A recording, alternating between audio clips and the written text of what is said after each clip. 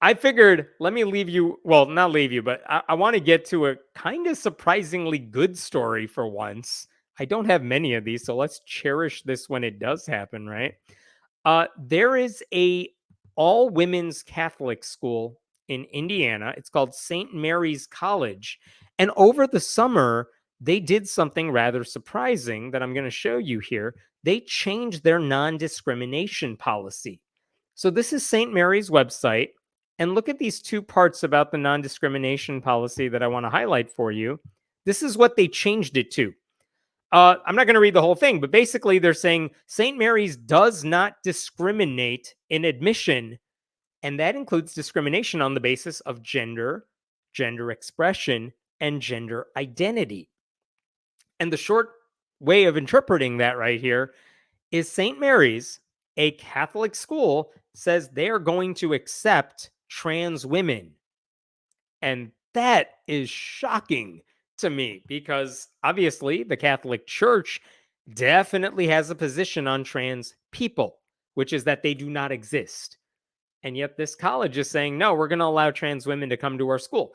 They said they made this decision over the summer.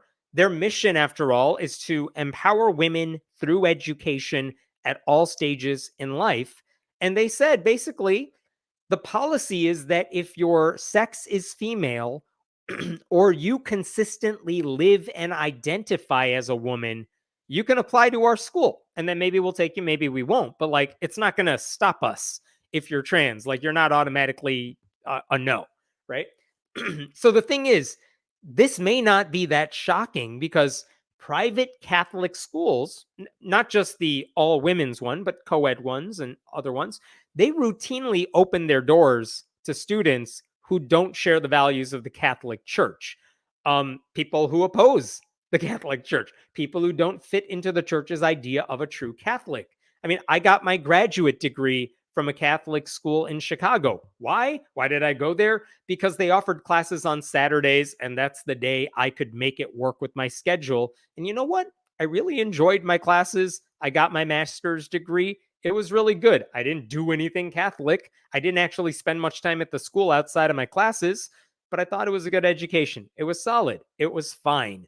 And they let me in. I gave them their money. We parted ways and haven't touched base since.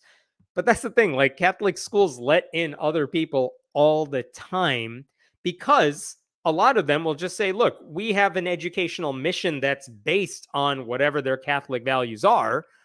But in terms of what happens after that, like, it's not Liberty University or something. It's not Bob Jones University where everyone has to sign a faith statement. And that's not necessarily true of the faculty members who may have to abide by certain teachings of the church. But as far as students go, they're pretty open about it in general. And so is it hypocritical for St. Mary's to allow trans people to apply to their school? Well, it's worth thinking about the fact that there is a huge divide between the school and the church hierarchy, which is necessary because, like, even if there's a huge divide between what the church teaches and what Catholics actually believe. And this discrepancy benefits the church because you can imagine right now, if the Catholic Church said you can't attend Mass if you disagree on a lot of our core beliefs, or you can't get communion if you disagree with our core beliefs, those churches would empty out even more quickly than they already are. And I know I've done this before, but I think it's worth pointing out again. Look at some of these gaps right here. When it comes to marriage equality, for example, most Catholics support marriage equality. Look at this. This is the percentage of Catholics in each country who favor or oppose allowing gays and lesbians to marry legally. There's the US in the middle there in black. 61% of Catholics in the US are totally fine with marriage equality.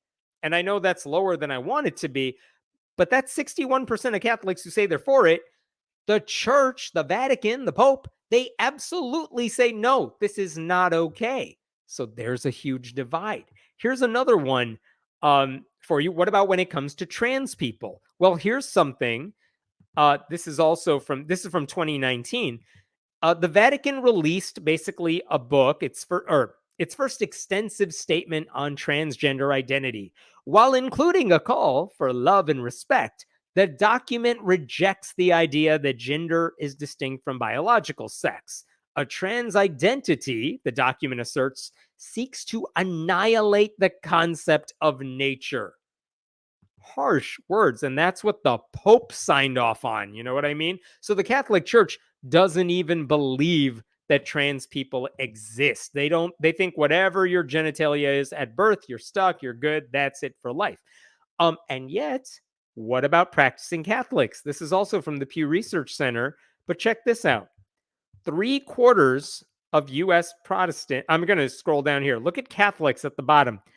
Uh, this says the percentage of US adults who say that whether a person is a man or a woman, is it determined by your sex at birth and you're stuck with that for life, or it can be different from what you are at birth? Like, can your gender, can your sex be different than whatever the doctor said the moment you were born? And if you look at Catholic on the far right here that my ugly head is covering up, look at Catholic right above me, right here. 37% of Catholics right there say, yeah, if you're trans, like you were assigned male at birth, but you're female because you're trans, yeah, we're fine with that. We get that that could happen. And I know 37% is low, but that is in line with like US adults in general. But that is 37% higher than the Catholic Church itself.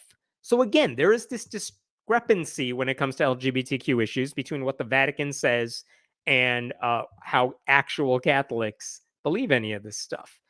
So back to St. Mary's for a second, because the question now that people are asking is what they are doing hypocritical? Does it violate church doctrine? Are they allowed to do any of this? And one thing I found when looking into this story, there are actually 22 women's colleges, historically women's colleges, that now admit trans students. And St. Mary's is not even the first Catholic institution to do it. The College of St. Benedict and St. Catherine University, both of those are in Minnesota, all women's Catholic schools. They already admit trans students. Mount Mary University in Wisconsin already admits trans students.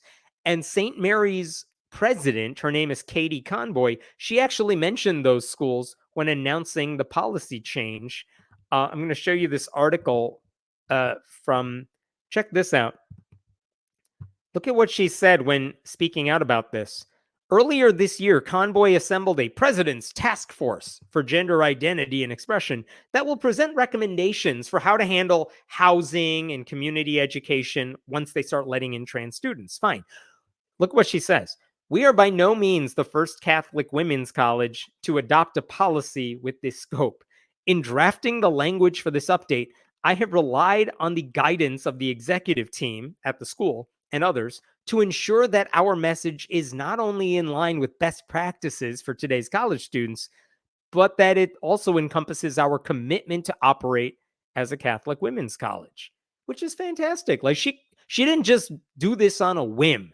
She consulted with the people at the school to do this. She made sure she was getting good advice. My favorite is this one right here. Look at this. Convoy also cited Pope Francis, which, oh, that's a good move, saying he advocates for love as the appropriate approach to those who are different from ourselves. She then quoted from a thing the Pope wrote. Love, then, is more than just a series of benevolent actions. These actions have their source in a union increasingly directed towards others, considering them of value, worthy, pleasing, and beautiful, apart from their physical or moral appearances. Our love for others, for who they are, moves us to seek the best for their lives, which is great. I mean, she's basically saying, I know what the Pope said about trans people, that they don't exist. But you know what else the Pope said? We should love other people. And so now if you go against her, you're kind of saying, like, if you're saying you can't allow trans students into St. Mary's because that goes against the Catholic Church, what do you think the Catholic Church stands for? Is it the bigotry or is it the love? And that's what she wants people to be thinking about, which is fantastic. She also said the school's 33-member board of trustees fully supports this change. They're the ones who voted to approve the amended non-discrimination policy, which I like. And the school, this is the bottom line to answer the questions. Is this hypocrisy? The school says no for a bunch of reasons. One, the Pope has repeatedly differentiated between caring for and showing love to people who are LGBTQ. Remember when he was first elected Pope, he said, "Who am I to judge?" That was in response to someone saying, "What do you think about like gay people?" It's like, I know the church judges, but he's saying like, yeah, we have our rules, but whatever. Who am I to judge how they are? If you want to give them the benefit of the doubt, that was a nice thing to say. Also, there's a difference between caring for people who are LGBTQ and affirming their identity or sexual orientation. And letting trans kids into your school does not mean you are necessarily affirming who they are. Because notice what that non-discrimination policy said. It said we're not going to discriminate against you if you have a female gender identity, if you identify as a woman. We're not saying we agree with that. We're just saying if you identify as a woman, our doors may be open to you. Fill out the application and let us decide, which is different from affirming. So they're not even violating church policy there. Now, some people may wonder, why would a trans person want to go to a Catholic school? Which is a good question and a separate discussion. But like I said earlier, I went to a Catholic school for grad school. Why? Because the scheduling is the only place where it worked for me to get a grad school degree. In other situations, maybe your parents are only willing to pay for college if you go to a Catholic institution. Not every student has the choice of where to go. So, like, again, I don't begrudge students who go to a religious school for whatever reason they go there. Everyone has their reasons for it. And maybe it's a preference in this case. You want to be around other women. Maybe you like the professors there. Maybe you like the programs. Maybe they're giving you a scholarship, like whatever it is. Now, who is angry about this? Well, you could take a wild guess who is not happy with any of this. It's the bishop who runs the whole area that this college is based in. Let me show you what that bishop wrote. Let me see if I could pull this up. Here we go. This is from Bishop Kevin C. Rhodes. He wrote a very, I'll scroll up here. He wrote a very angry letter. St. Mary's is compromising its identity as a Catholic women's college. It's compromising its identity. Look at what he wrote here. It is disappointing that I, as bishop of the diocese in which St. Mary's College is located, was not included or consulted on a matter of important Catholic teaching. Yeah, women at St. Mary's, why didn't you talk to a man about all this? Why didn't you talk to the man in charge? He has many opinions he wants to share with you. By the way, he doesn't have oversight necessarily into how the college operates, so they didn't need to consult him on this. This is the end of his letter here. The desire of St. Mary's College to show hospitality to people who identify as transgender is not the problem. The problem is a Catholic woman's college embracing a definition of woman that is not Catholic. I urge the Board of Trustees of St. Mary's College to correct its admissions policy and fidelity to the Catholic identity and mission it is charged to protect, and to reject ideologies of gender that contradict the authoritative teachings of the Catholic Church regarding the human person's sex and gender. And that seems copied right out of like some Ben Shapiro podcast somewhere.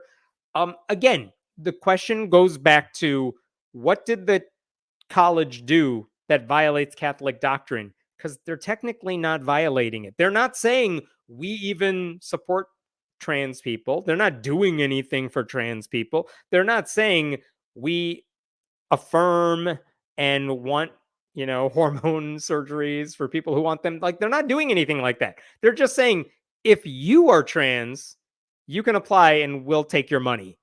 It's really not that big of a deal, but this guy's still mad about it. So this attempt, I mean, I don't get this attempt by the bishop to like purify the school by purging people who don't follow certain Catholic teachings. Like, of all the ways the Catholic Church can bring new people into the larger Catholic family, you would think offering a first class education is a pretty solid way to do it.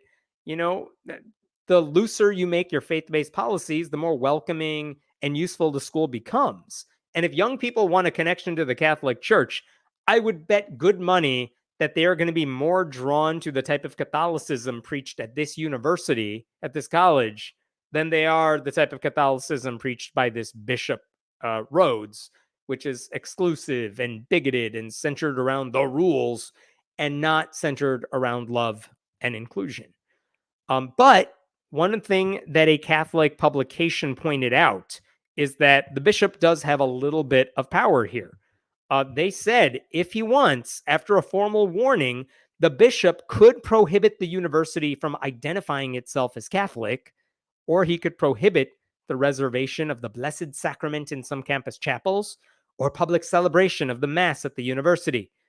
In other words, he could make you stop calling yourself Catholic, and then he could make sure the students who show up to church services can't get communion on campus, and you can't hold religious services on campus. And I'm kind of wondering, who are these college students who attend St. Mary's who are going to be like, what? No mass on campus? Oh no, I'm going to have to drop out or transfer. Like, pretty sure a lot of them won't give a shit. I mean, if it's still called St. Mary's College, but it has no formal connection to the Catholic Church, I don't think a lot of those students will care. I don't think a lot of them are going because they're just deep down wanting a Catholic education. They just want to go to a good school. And if you're a woman who wants to go to an all women's college and you think this college happens to be right for you, I don't think most of them will really care if it's Catholic or not, or they might like be left out of communion. Oh no, it's the Catholic Church's loss to like shove these people aside. So I'm not sure what he's worried about. By the way, another reason this this college probably won't care about any of this. Check this out. Founded in 1844 by Sisters of the Holy Cross, St. Mary's College is located near, located there. It has 1,600 students. As of 2019, the college has a $201.6 million endowment for 1,600 students. That's a lot of money. I'm pretty sure they will be doing just fine if the Catholic Church says no communion for you. Like, oh no, I'm going to go dive into my vat of money and cry about it. Just the dumbest threat. Now, there are some people who are complaining. These are a few tweets that I saw recently in response to all this. I chose St. Mary's because of its mission to serve as a Catholic women's college. This decision is a complete abandonment of that. Extremely disappointed. Here's another one. St. Mary's, I'm sorry. Here we go. Just that's it. My alma mater. I am disgusted. Another one right here. Just found out my alma mater, St. Mary's, an all women's Catholic college, will be accepting biological men starting next fall. This decision is blasphemous and a complete rejection of the church and its teachings on gender and sexuality.